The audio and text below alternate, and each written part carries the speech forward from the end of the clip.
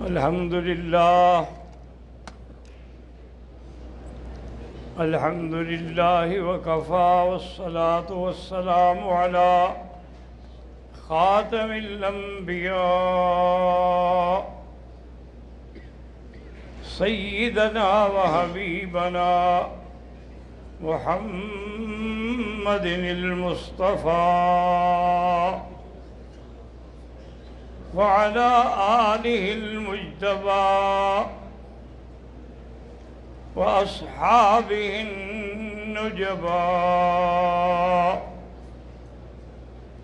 اللهم صل على سيدنا محمد النبي الأمي الهاشمي وعلى آله وأصحابه نجوم الهدى. أما بعد فقد قال الله تبارك وتعالى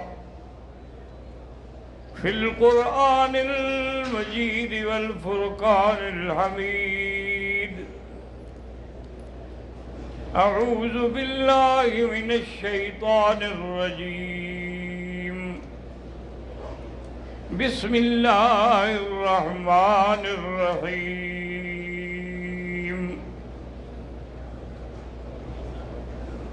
لله على الناس حج البيت من استطاع إليه سبيلا ومن كفر فإن الله غني عن العالمين. صدق الله العظيم. قال النبي صلى الله عليه وسلم: من حج لله فلم يرفث ولم يفسق رجع كيوم ولدته أمه، أو كما قال النبي صلی اللہ علیہ وسلم. برادران اسلام، الحمدللہ دروس سابقہ میں ہم نے مینا کے بارے میں عرض کیا تھا کہ 8 تاریخ کو آپ نے احرام باندھ کے اگر احرام سے پہلے غسل کریں اچھی بات ہے، لیکن جگہ نہیں، موقع نہیں تو وضو کر کے بھی باندھ سکتے ہیں. اور 2 رکعت سنت الاحرام ہے، پڑھیں تب بھی اچھی بات ہے، نہ پڑھیں تو کوئی بات نہیں، ایسے بھی نیت کر سکتے ہیں. اور پھر سارے راستے میں آپ نے تلبیہ پڑھنا ہے: لبیک اللہم لبیک لبیک لا شریک لک لبیک ان الحمد والنعمت لک والملک لا شریک لک. مینا پہنچنے کے بعد ظہر، عصر، مغرب، عشاء اور پھر 9 تاریخ کی فجر جو ہے وہی پڑھنی ہے. اپنے اپنے خیموں میں پڑھیں، انشاءاللہ وہاں جماعتیں ہوں گی باقاعدہ، کیونکہ اللہ کی رحمت ہے ہر خیمے میں کوئی نہ کوئی عالم تو ہوتا ہے. تو اب آپ نے افضل یہ ہے کہ 9 تاریخ کو سورج نکلنے کے بعد آپ عرفات کے لیے روانہ ہوں.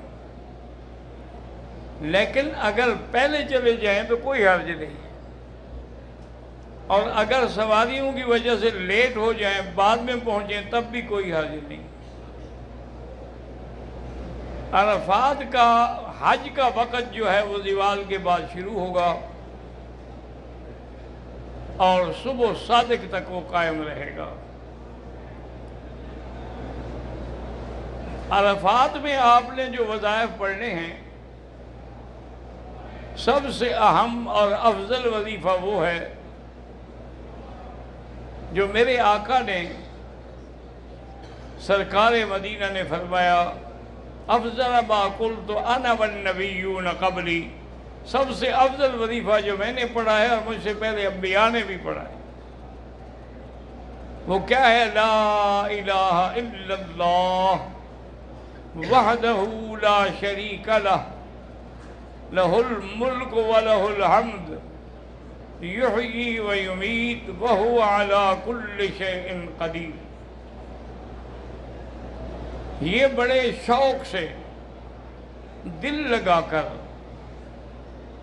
وہ جیسے ہمارے پنجابیوں کی مسئلہ ہے نا جی کہ ہاتھ کار نہیں دل یار نہیں، آدمی چاہے کتنا مشغول ہو لیکن دل اللہ کی طرف ہو، اور اگر وہ دل سے نہیں کہہ رہا تو پھر وہ ایک رسم ہے پوری کر رہا ہے۔ اصل چیز کیا ہے کہ دل سے ہر بات نکلے، جو بات نکلتی ہے اثر رکھتی ہے۔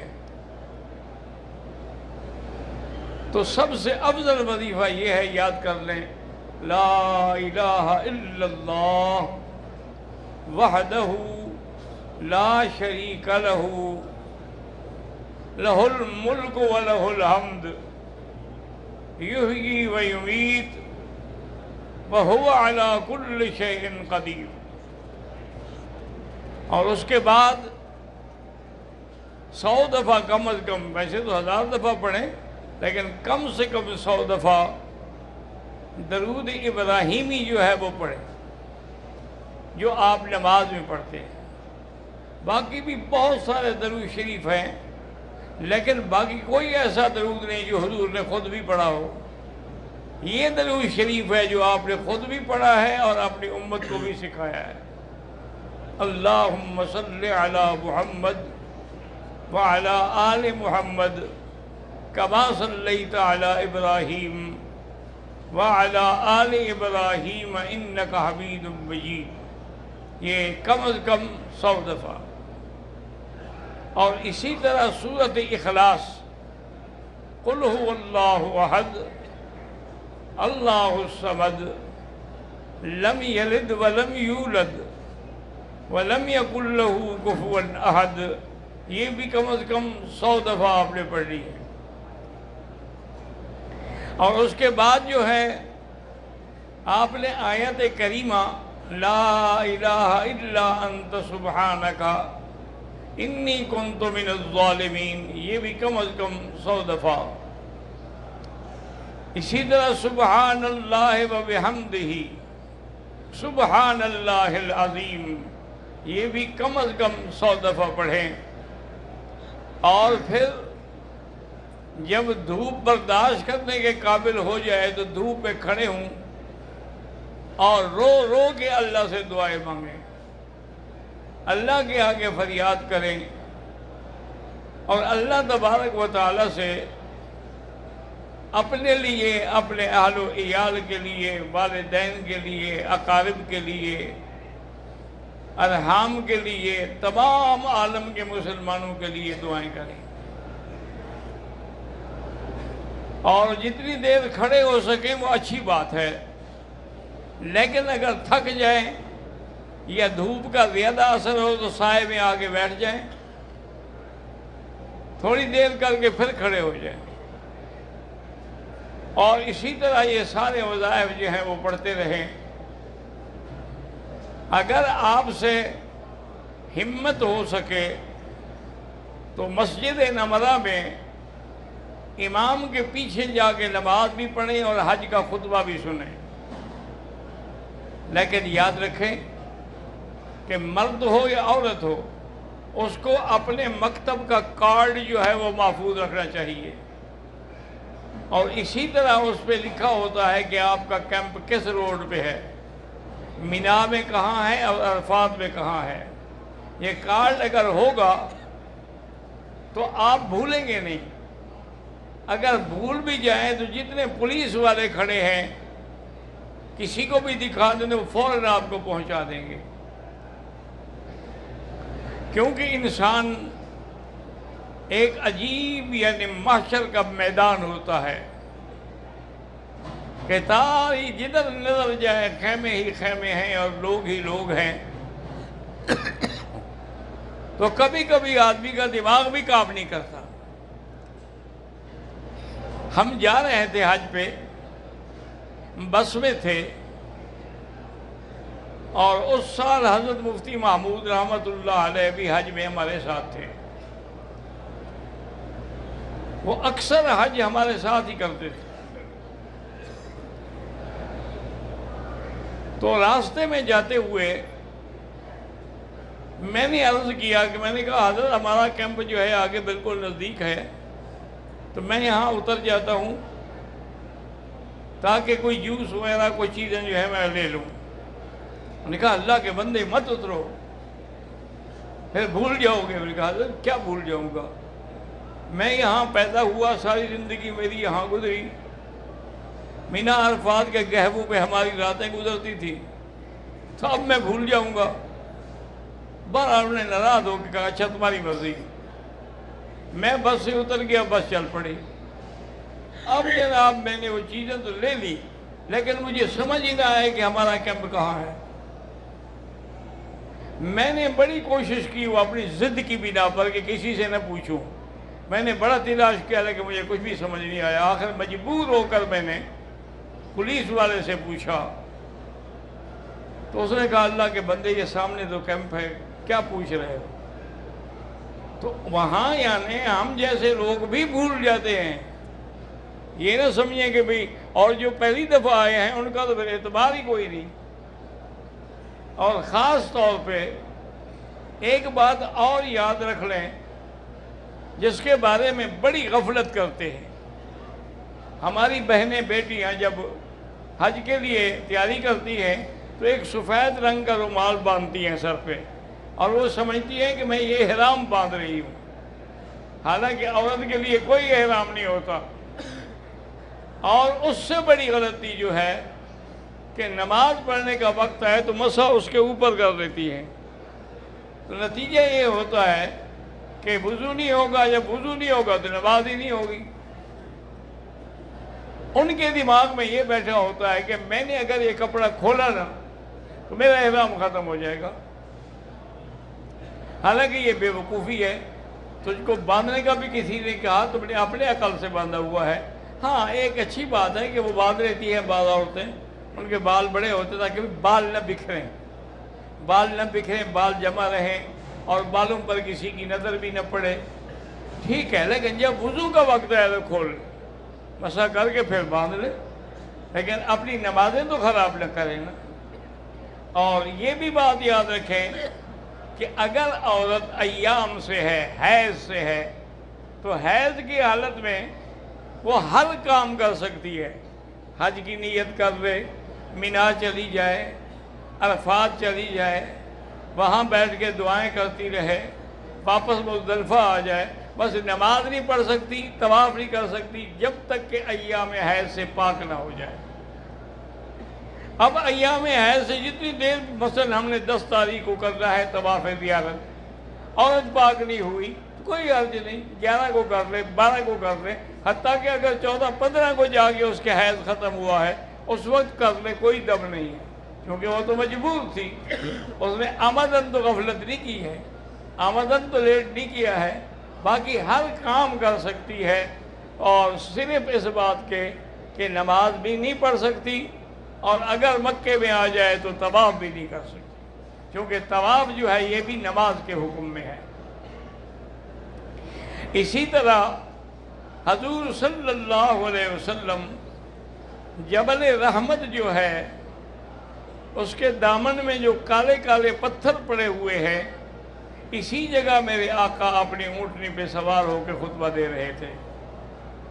اور عرفات کے دن کا روزہ رکھنا جو ہے بڑی فضیلت ہے کہ 2 سال کے گناہ معاف ہو جاتے ہیں، لیکن یہ دیکھیں کہ ازواج مطہرات وہ بیویاں کتنی عقل والی تھی، اس نے یہ مناسب نہیں سمجھا کہ کسی کو بھیج کے میں پوچھوں کہ حضور آپ کو روزہ ہے کہ نہیں ہے، بلکہ اس نے ایک پیالے میں دودھ کی لسی بنائی، دودھ میں پانی ڈالا، چونکہ حضور کو یہ بڑے پسند تھی لسی، دودھ کی لسی پی، تو وہ پیالہ آپ کی خدمت میں بھیجا۔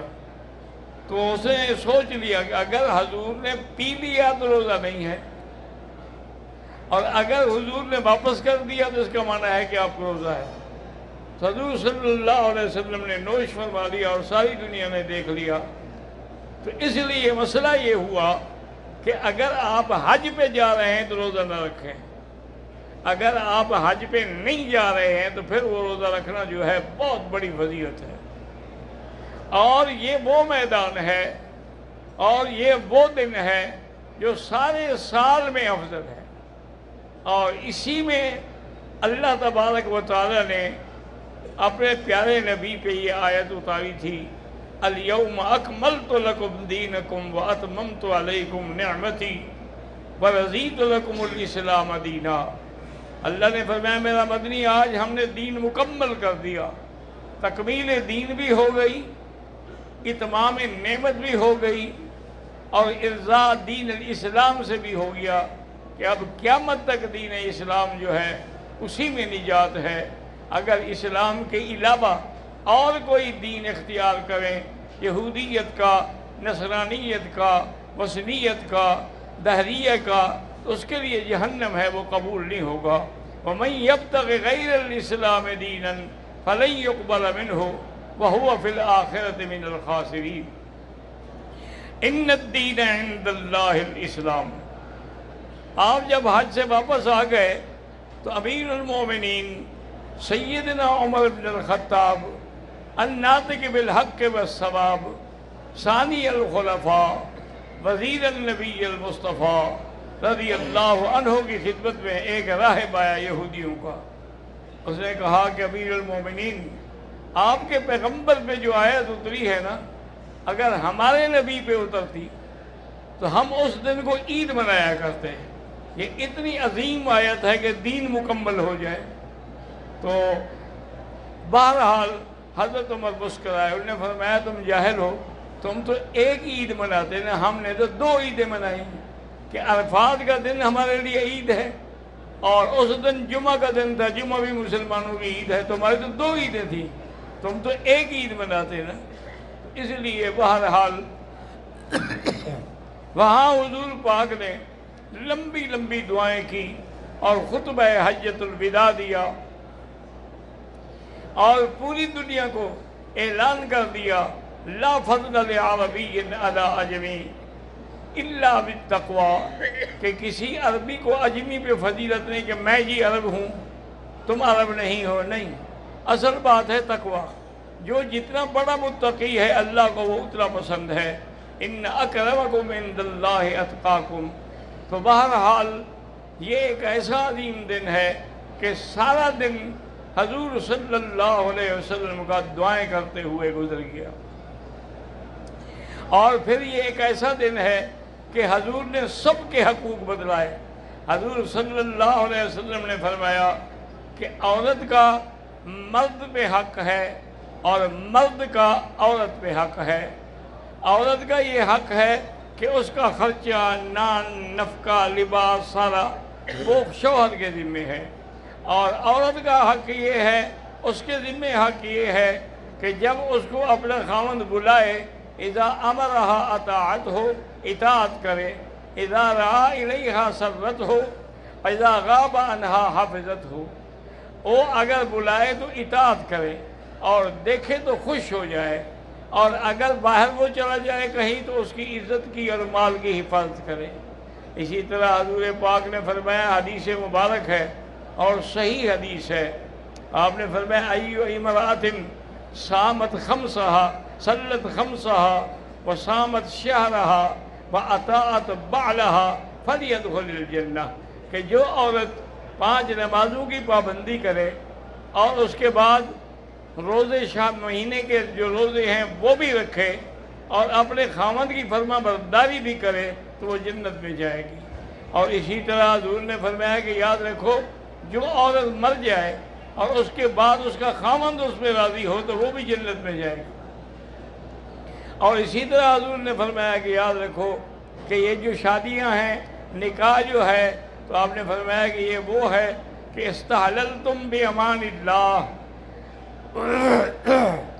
وَأَخَذْتُمْ فُرُوجَهُنَّ بِكَلِمَةِ اللَّهِ کہ اللہ کے کلمے سے یعنی نکاح سے یہ عورت تمہارے لیے حلال ہوئی ہے، تو اب لازمی ہے کہ تم بھی لحاظ کرو کہ اللہ تبارک و تعالی نے تمہارے لیے اس کو حلال کر دیا ہے، اور وہ تمہاری خدمت میں، تمہاری اطاعت میں، ہر چیز میں کام کر رہی ہے۔ تو اس لیے ہمیشہ یاد رکھیں کہ حضور نے عورتوں کے حقوق بھی بتلائے اور مردوں کے حقوق بھی بتلائے، حضور پاک نے غلاموں کے حقوق بھی بتلائے۔ آپ نے دیکھا کہ ابو مسعود الانصاری اپنے غلام کو مار رہے ہیں، تو حضور نے پیچھے آ کے کندھے پہ ہاتھ رکھا، فرمایا ابو مسعود للہ اقدر علیک، اللہ کی طاقت تم سے بہت بڑی ہے، کتنا مار رہے ہو تم اس کو؟ اس نے دیکھا کہ تو حضور ہیں، انہوں نے کہا حر لوجہ اللہ، حضور میں اس کو آزاد کرتا ہوں۔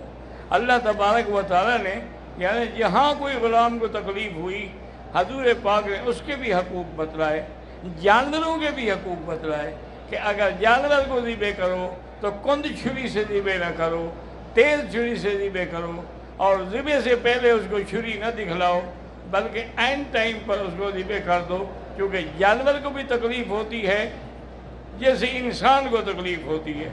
اسی طرح ان کے چارے کا، پانی کا، ہر چیز کا خیال کرو۔ حضور پاک نے فرمایا، صحیح حدیث میں ہے جو مسلم شریف میں ہے، کہ ایک عورت نے بلی پال رکھی تھی لیکن غصے میں آ کے اس کو بند کر دیا، نہ پانی دے نہ اس کو کھانے کو دے، وہ بیچاری مر گئی۔ تو اللہ نے اس کی وجہ سے اس کو جہنم میں بھیج دیا کہ تم نے اس پہ رحم نہیں کیا تو میں تم پہ رحم نہیں کروں گا۔